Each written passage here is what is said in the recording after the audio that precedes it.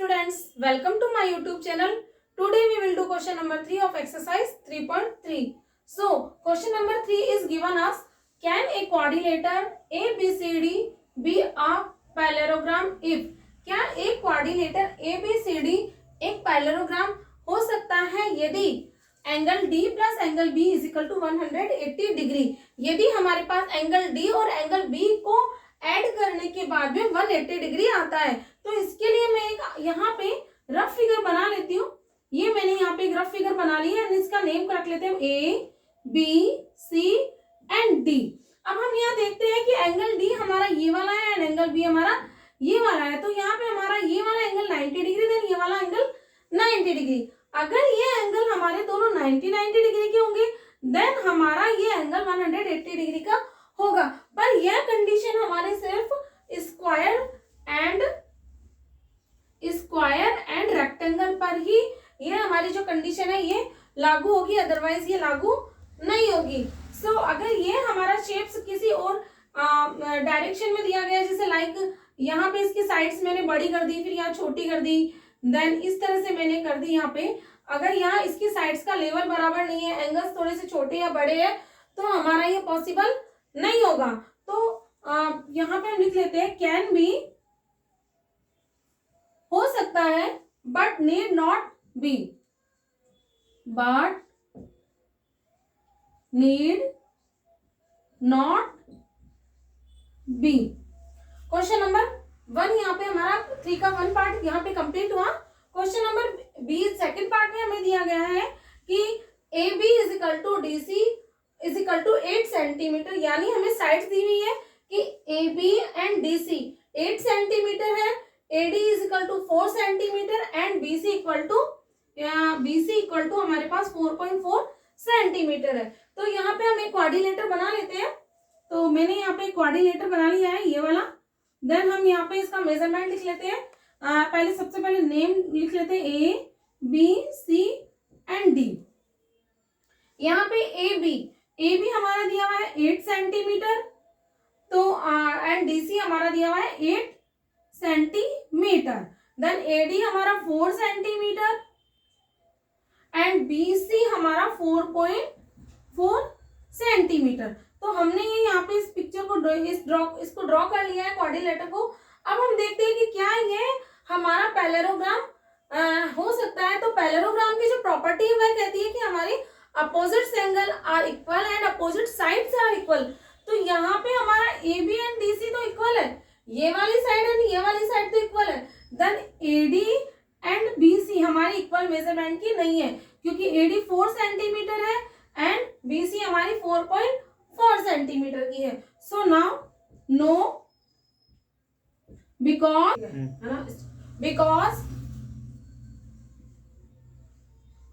in a parallelogram opposite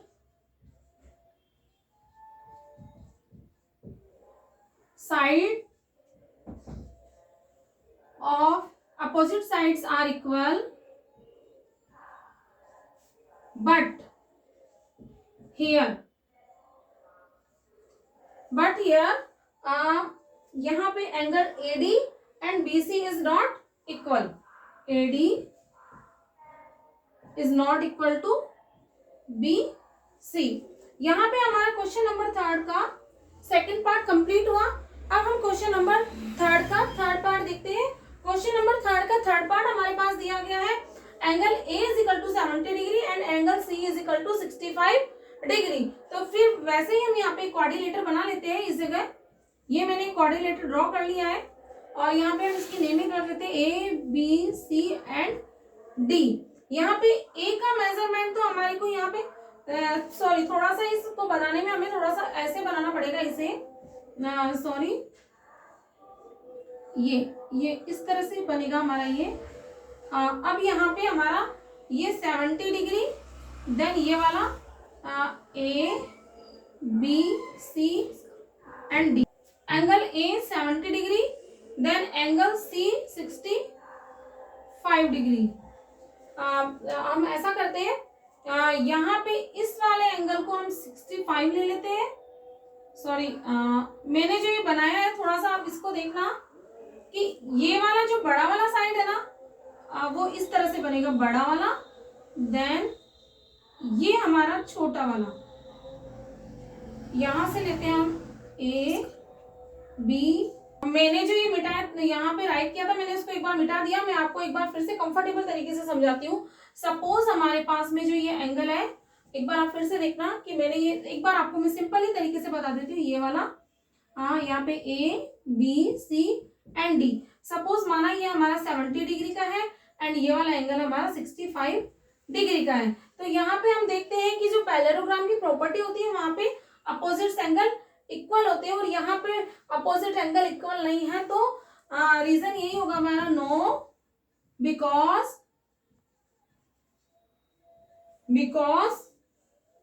in a parallelogram opposite angle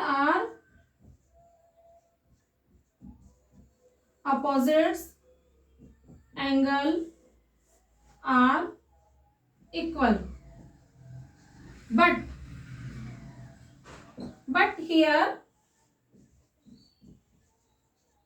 but here angle A is not equals to angle C। तो यहाँ पे हमारा ये proof हो गया है। थोड़ा सा मेरी हैंडराइटिंग में देख लेना, समझ में नहीं आए तो मैंने पूरी कोशिश की आपको अच्छे से समझाने की। तो यहाँ पे हमारा क्वेश्चन नंबर 3 का थर्ड पार्ट कंप्लीट हो चुका है। तो हम करते हैं क्वेश्चन नंबर 3.3 का question number 4। So we have given us question number 4। So draw a rough figure of a quadrilateral that is not a parallelogram but has exactly 2 opposite angle of equal major.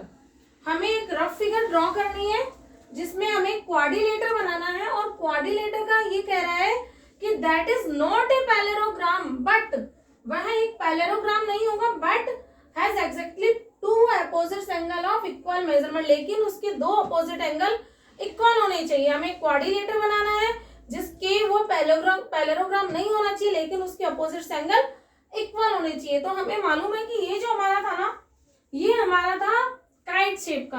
ये हमने आपको introduction video में बताया था कि जो kite shape का है उसके अपोजिट एंगल तो इक्वल होते हैं, देन अपोजिट साइड्स इक्वल नहीं होती। यहाँ पे हम बना लेते हैं, ड्रॉ कर लेती हूँ, मैं आपको दिखा देती हूँ। ये हमारा काइट बना एंड इसमें यहाँ पे हम नेम देते हैं A B C and D. यहाँ पे हमारे अपोजिट एंगल ये सेम मेजरमेंट के हैं। ए का अपोजिट हो गया हमारा C, angle A is equal to angle C, and D का अपोजिट हमारा angle D is equal to angle B. ये और यहाँ पे हमारी जो साइड है, ये वाली साइड देन ये वाली साइड का सेम है, देन ये वाली साइड है, ये वाली साइड सेम है। तो ये जो हमारा यहाँ पे इस क्वेश्चन में कहा गया है, तो ये जो हमारा फिगर होगा ये हमारा होगा काइट। ये हमारा इसका एग्जाम्पल जो है ना, काइट फॉर एग्जाम्पल। तो इसका जो एग्जाम्पल है वह हमारा है काइट। हाँ, एक चीज आपको बतानी थी कि जो पैरेललोग्राम होता है उसके opposite sides and opposite angle equal होते हैं। यहाँ पे पैरेललोग्राम इसलिए नहीं है क्योंकि यहाँ पे इसके अपोजिट एंगल तो सेम है, लेकिन ये अपोजिट साइड्स हमारी ये वाली अपोजिट साइड और देन ये वाली, इसकी अपोजिट ये होगी, देन इसकी अपोजिट ये होगी। तो हमारी इसकी अपोजिट साइड्स अगर हम देखते हैं तो is not equal to D A is not equal to B C, then D C is not equal to A B. ये साइड्स हमारी इक्वल नहीं है। तो क्वेश्चन नंबर 4 हमारा यहाँ पे कंप्लीट हुआ। क्वेश्चन नंबर 5 हम करते हैं अगली वीडियो में। तब तक के लिए goodbye, have a nice day. और हाँ, अगर आपको हमारी वीडियो अच्छी लगी हो तो आप कमेंट में हमें जय श्री राम लिख करके जरूर कहिएगा। Okay, have a nice day, good bye.